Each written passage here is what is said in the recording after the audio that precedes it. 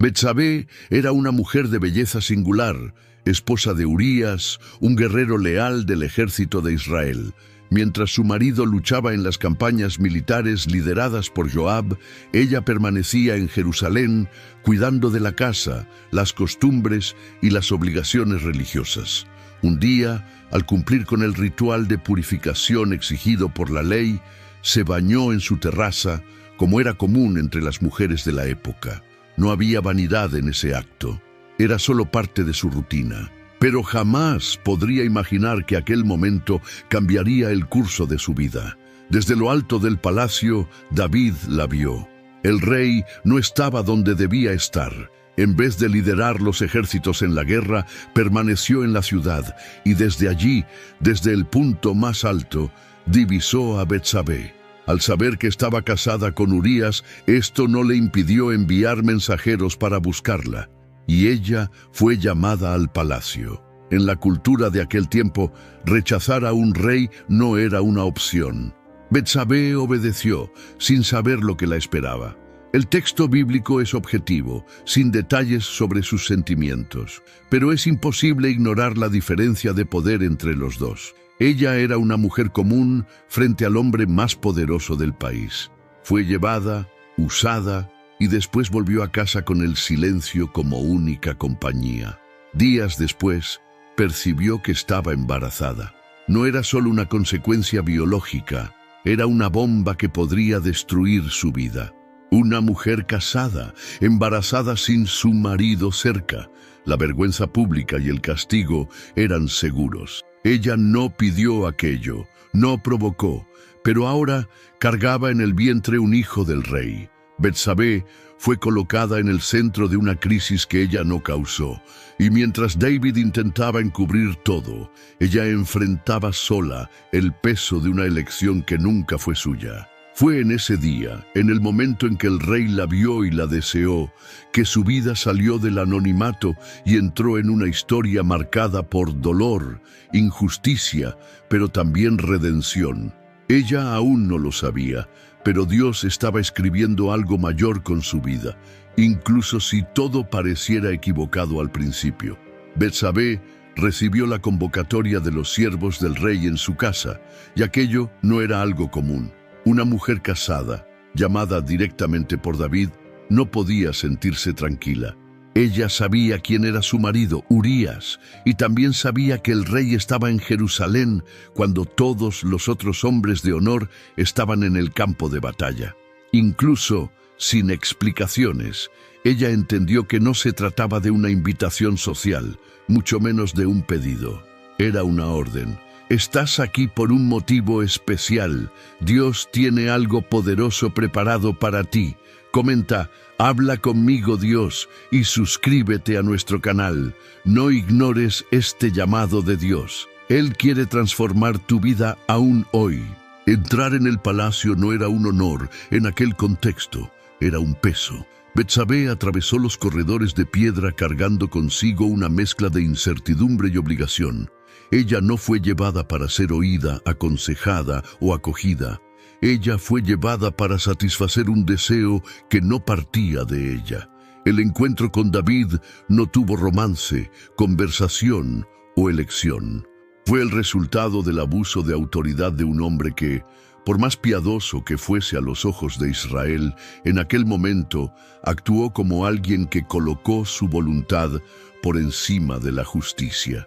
La Biblia no registra una palabra de Betsabé durante aquel episodio.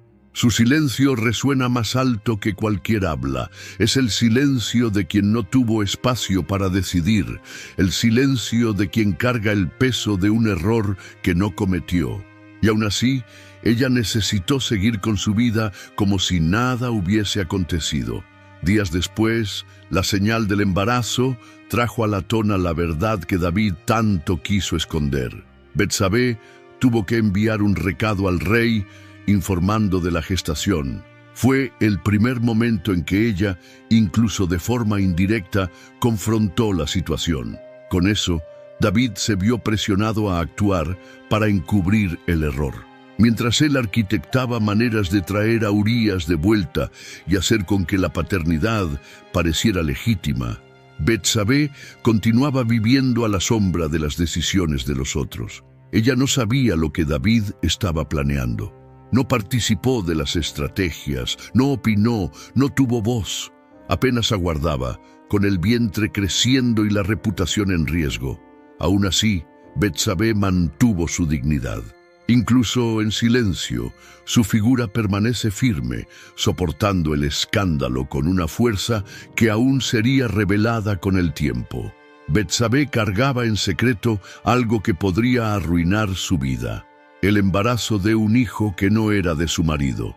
En una sociedad donde el adulterio era castigado con rigor, ella sabía que su reputación e incluso su vida estaban en juego. No había consejos, no había protección pública. Lo que existía era un vientre creciendo en silencio, mientras el rey tramaba, entre bastidores, una forma de salvar su propia imagen. David actuó rápido. Mandó llamar a Urías de vuelta de la guerra, fingiendo preocupación. Esperaba que él fuese para casa, durmiese con la esposa y, así, el hijo fuese atribuido a él. Pero Urías era íntegro. Se rehusó a disfrutar del confort de su casa mientras sus compañeros aún estaban en el campo de batalla. David intentó una vez más, embriagándolo, pero aún así Urías permaneció firme. Betsabé observaba todo desde lejos. No sabía de los planes, pero sentía el peso de la demora, el silencio de Urías, el distanciamiento. Y entonces vino la noticia que ningún corazón está preparado para oír. Urías había muerto en batalla. Lo que ella no sabía, y tal vez nunca haya sabido en los detalles, es que el rey lo había colocado en la línea de frente intencionalmente, para que la muerte viniese de forma natural. Urías fue traicionado por el hombre que él servía con lealtad, y Betsabé perdió al marido por una trama que comenzó con una mirada. Durante los días de luto, ella se recogió, lloró, sintió el dolor de la pérdida, tal vez incluso cargando la culpa por algo que no había elegido. Su silencio era un grito que nadie parecía oír. Después del período de luto, David la tomó como esposa. A los ojos de muchos parecía un gesto de compasión, pero en el íntimo era la tentativa de enmascarar una tragedia. El hijo nació, pero aquella criatura cargaba, sin saber, el peso de todo aquello que había sido escondido. Y Dios, que había visto cada detalle, decidió intervenir. El dolor aún no había acabado. El error no estaba encubierto delante del cielo. Y la justicia vendría, no con espada, sino con una consecuencia que atingiría lo más profundo del corazón de Betsabé. Urías era un hombre justo, leal al ejército y a su rey. Extranjero de nacimiento, hitita por origen, él se había convertido al Dios de Israel y se había tornado uno de los 30 valientes, la élite de guerreros de David. Su carácter era intachable y su integridad quedaría aún más evidente delante de la trampa que el propio rey le armaría. Cuando David supo que Betsabé estaba embarazada, no pensó en arrepentimiento, sino en encubrimiento. Mandó traer a Urías de la guerra con el pretexto de oír noticias del campo. Recibido con honras, el guerrero no desconfió de nada. El plan de David era simple. Él dormiría con Betsabé y el problema estaría resuelto. Pero Urías se rehusó a ir para casa. Dijo que mientras el arca de Dios y los soldados estaban en tiendas, él no podría darse ese lujo. Era el tipo de respuesta que revelaba la profundidad de su honra. Delante de la rehusación, David intentó nuevamente, esta vez embriagándolo. Aún así, Urías durmió en el portón del palacio, al lado de los siervos. Era como si su propia integridad desenmascarase la culpa del rey. La obstinación de Urías, sin que él supiese, lo sentenció a la muerte. David escribió una carta y la envió por las manos del propio guerrero. En ella, ordenaba que Joab lo colocase en la línea de frente del combate y lo dejase solo para que fuese muerto. Urías cargó su sentencia sin saber, y Joab, obediente al comando, ejecutó el plan. Cuando la noticia de la muerte llegó al palacio, David respiró aliviado. El obstáculo estaba removido. El rey había usado la espada del enemigo para librarse de su propia culpa. El mundo tal vez no lo supiese, pero los cielos sabían exactamente lo que había acontecido. Betsabé recibió la noticia como cualquier esposa recibiría, con dolor. Incluso sin conocer los detalles de la conspiración, la ausencia del marido se tornara definitiva. El luto fue profundo, amargo y silencioso. Después de los días determinados por la tradición, David la tomó por mujer y el hijo nació. Para todos los ojos parecía que la historia estaba resuelta, pero a los ojos de Dios, la sangre inocente aún clamaba del campo de batalla. La caída de Urías no fue apenas la muerte de un guerrero, fue la marca más sombría del reinado de David y la herida más injusta en el corazón de Betsabé. Si te está gustando esta historia, no te olvides de dejar tu like en este video. Dios te va a bendecir de forma grandiosa. El silencio de Betsabé fue respetuoso, pero el cielo no se cayó delante de la injusticia. Lo que David intentó esconder con estrategias humanas, Dios decidió exponer con la verdad. El Señor envió a Natán, el profeta, para confrontar al rey, y él no fue con acusación directa, sino con una historia.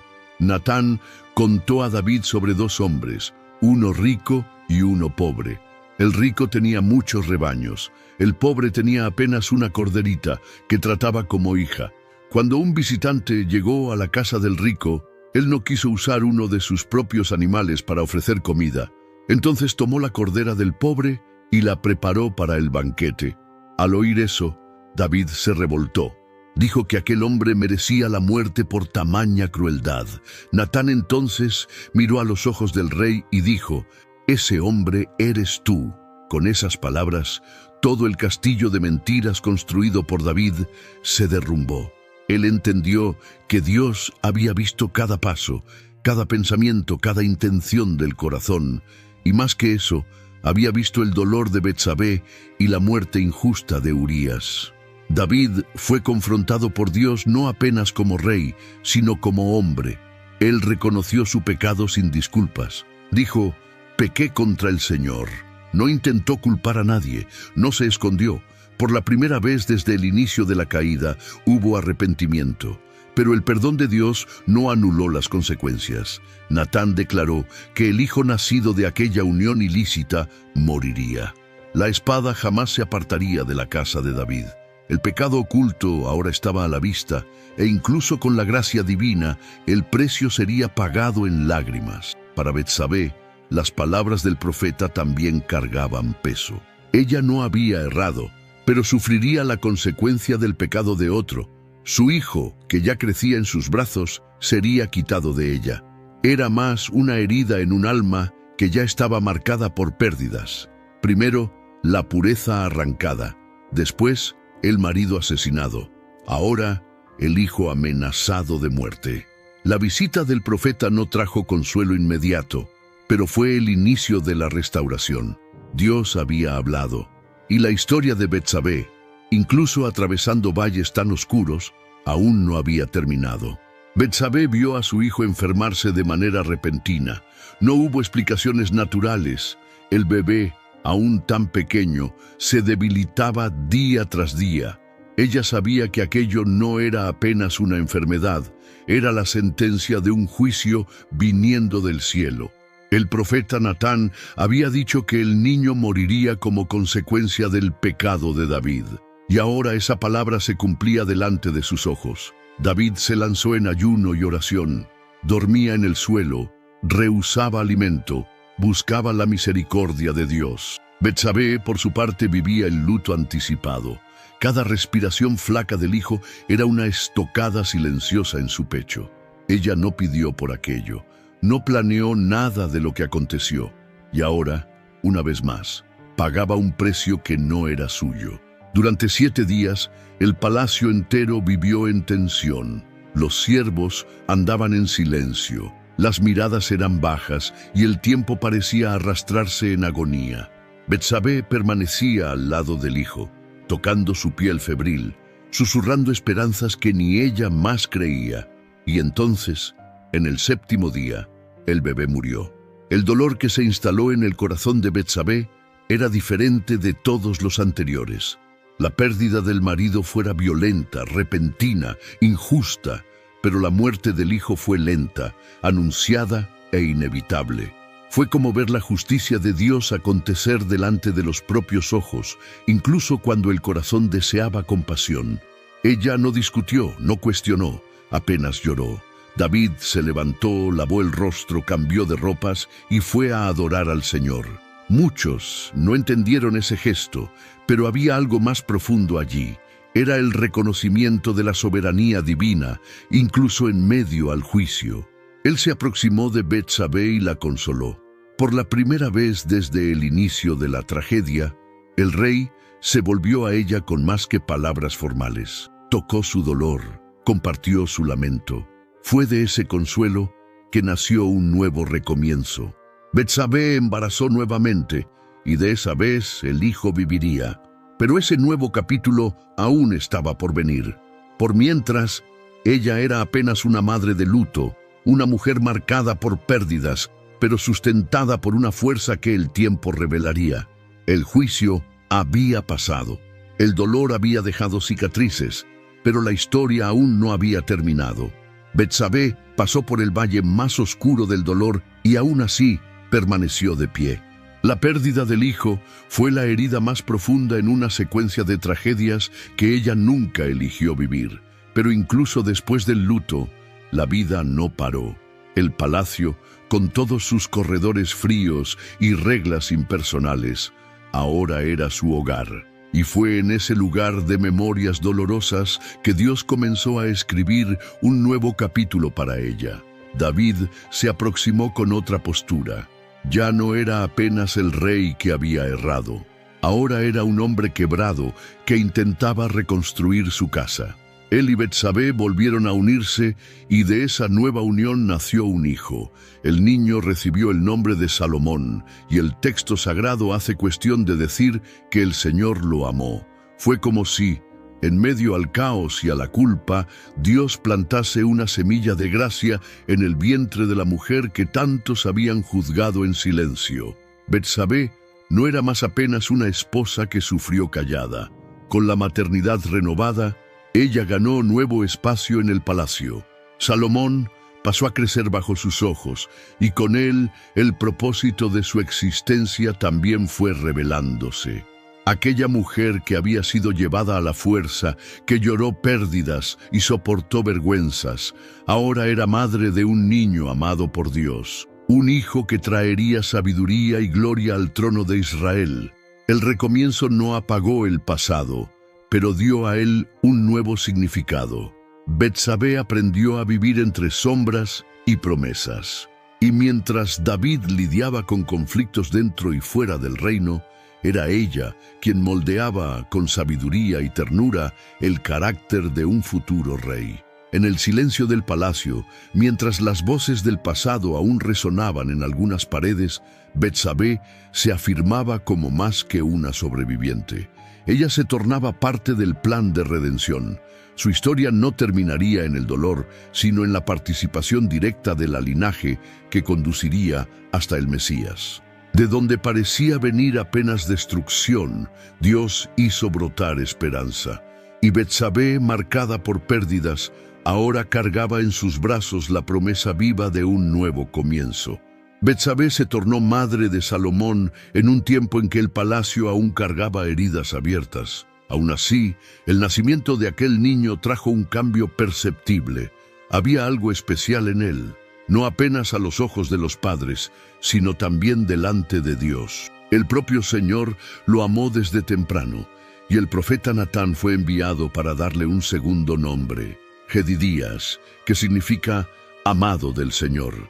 Ese gesto celestial fue una confirmación de que el nuevo tiempo había realmente comenzado. Betsabé ahora era más que esposa del rey. Ella se tornaba, poco a poco, una figura de influencia dentro del reino. Criar a Salomón era también cargar sobre los hombros la formación de alguien que, aunque aún niño, tenía destino de trono. Y ella no trató eso con superficialidad. Con la sabiduría aprendida en el dolor y con la fuerza moldeada por la injusticia, Betsabé asumió su papel como educadora, orientadora y guardiana del hijo. Salomón creció cercado por la complejidad de la casa real. Los hijos más viejos de David disputaban espacio. Había tensiones entre las familias e intrigas entre los que soñaban con el poder. Betsabé, no obstante, preservaba a Salomón de esas luchas.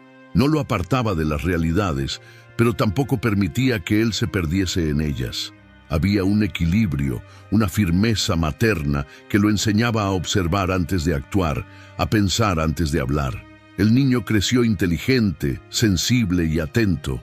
Tenía ojos de rey desde joven. Betsabé veía en él más que un hijo. Ella veía la promesa que Dios había hecho florecer en su casa. El niño que nació después del luto ahora representaba la continuidad de la alianza. Ella sabía que él tendría enemigos. Sabía que el camino al trono no sería fácil, pero estaba dispuesta a protegerlo a cualquier costo. No era más la mujer que seguía silenciosa por los corredores del palacio. Ahora ella tenía voz, y cada palabra era medida con sabiduría. David oía sus consejos, el palacio la respetaba, e incluso sin una corona en la cabeza, Betsabé actuaba con la autoridad de quien conocía el dolor y había superado cada caída. Como madre de Salomón, ella se tornaba pieza clave del futuro de Israel. Una mujer moldeada por el sufrimiento, pero guiada por la promesa. Betsabé acompañó de cerca la maduración de Salomón, pero sabía que, incluso con todo el favor de Dios sobre su hijo, el trono de Israel no estaba garantizado. Los corredores del palacio, silenciosos por fuera, estaban llenos de voces ocultas, planes secretos y ambiciones descaradas. La sucesión de David se tornaba poco a poco el centro de las tensiones de la corte. Varios hijos del rey deseaban el poder y uno de ellos, Adonías, comenzó a actuar como si ya fuese el nuevo soberano. Adonías era bello, carismático y sabía acercarse de aliados influyentes. Ganó el apoyo de Joab, comandante del ejército, y de Abiatar, sacerdote respetado. Con esos nombres a su lado, promovió un banquete y se proclamó rey sin la autorización de David. Era una tentativa clara de tomar el trono antes que Salomón pudiese ser declarado sucesor. Betsabé supo del movimiento cuando todo ya estaba en andamiento. El riesgo era real. Si Adonías asumiese el trono, ella y Salomón estarían en peligro. En tiempos de disputas de sucesión, era común eliminar cualquier amenaza, incluso familiares. Y Betsabé sabía que, para proteger a su hijo, necesitaría actuar con firmeza. Ella procuró al profeta Natán, que también percibiera el golpe. Juntos, trazaron un plan para alertar a David antes que fuese tarde de más. Betsabé entró en los aposentos del rey con sabiduría y claridad. Le recordó de la promesa que había hecho de que Salomón sería el sucesor. Expuso la situación con sobriedad, sin dramatización, pero con urgencia. Natán llegó enseguida y confirmó todo. David, ya viejo y debilitado, entendió la gravedad de la situación. Ordenó inmediatamente que Salomón fuese ungido rey delante del pueblo, llevando su decisión al conocimiento de toda la nación. El plan de Adonías fue interrumpido. La acción rápida y estratégica de Betsabé salvó el futuro de su hijo y el propio destino del trono de Israel. En ese momento, ella no actuó como madre apenas, actuó como estadista. Su intervención fue precisa, corajosa y decisiva. El silencio que antes marcaba su historia fue sustituido por voz e influencia. Betsabé ahora escribía con actitud las líneas del reinado que vendría. Betsabé sobrevivió a escándalos, luto, conspiraciones e intrigas palaciegas, pero su historia no termina apenas como la de una mujer que resistió. Ella atravesó las páginas del dolor y entró en las líneas de la eternidad. Su vida, marcada por tragedias y decisiones ajenas, fue redireccionada por las manos de Dios hasta tornarse parte del mayor plan de redención de la humanidad. Después de la coronación de Salomón, Betsabé continuó a ser oída en el palacio. Su hijo ahora reinaba con sabiduría como el más glorioso rey de Israel. E incluso como reina madre, ella no se aisló en lujo o silencio. Salomón la honraba. Mandó que colocasen un trono al lado del suyo para que ella se asentase con dignidad delante de toda la corte. Ese gesto público fue más que respeto, fue la confirmación del valor de la historia que ella cargaba. El tiempo pasó, pero el nombre de Betsabé permaneció. Ella fue recordada por su fuerza silenciosa, por su inteligencia estratégica, por su capacidad de reinventarse sin perder la fe. Y más que eso, su nombre fue registrado en la genealogía de Jesús, el Mesías. En el Evangelio de Mateo, luego en el primer capítulo, ella aparece como la que fue mujer de Urías, una memoria directa de la injusticia sufrida, pero también un símbolo de cómo Dios transforma lo que era vergüenza en testimonio. No fue como víctima que ella entró en la linaje de Cristo, sino como participante activa de una historia conducida por la soberanía divina. La viuda marcada por el dolor se tornó madre del rey más sabio y ancestral, del Rey de Reyes. Ese es el legado de una mujer que el mundo intentó callar, pero que Dios escogió exaltar. Betsabé dejó un legado que atravesó los siglos. Su nombre es citado con reverencia, su historia es contada con profundidad, y su presencia en el plan divino prueba que incluso aquello que comienza con error puede ser transformado en instrumento de gracia. Ella no fue olvidada, ni ignorada. Dios la usó de manera poderosa, y su papel resuena hasta hoy como un recordatorio vivo de que el pasado no define el futuro, y que la última palabra pertenece siempre al cielo. Si te gustan historias bíblicas como esa de Betsabé, te invito a suscribirte en nuestro canal para no perder los próximos videos. Deja tu like y comparte ese video con algún amigo. Que Dios te bendiga.